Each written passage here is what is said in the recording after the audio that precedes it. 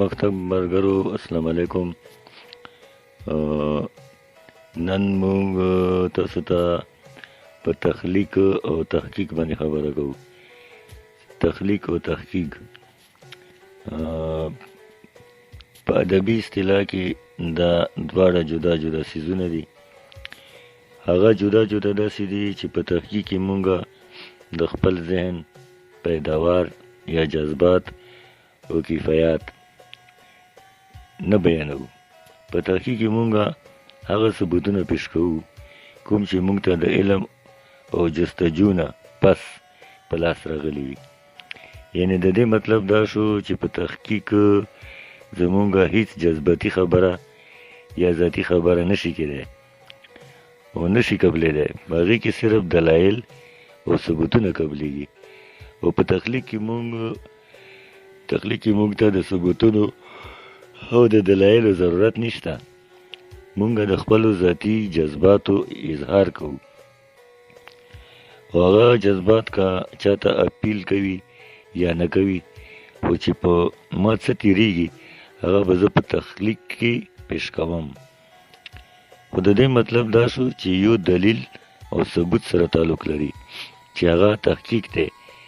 بل څیز د داخلي کیفیاتو، جذباتو، احساساتو سره تعلق لري چې هغه تفتیشي تخلیق دی. تفتیشي څه شی دی چې هغه تفتیشي تخلیق ورته وایي.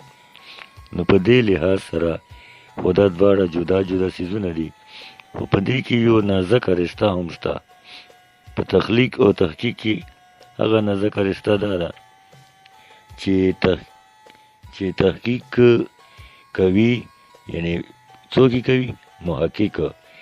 کله چې محقق تحقیق کوي هغه ته څه ثبوتونه او دلایل په لاس راغلي وي، خو که د ده په مزاج کې تخلیقیت شامل وي، یعنی دی یو تخلیقار هم وي، نو دی به خپل دلایل ډیر په بهترینه پیرایه کې پیش کولی شي.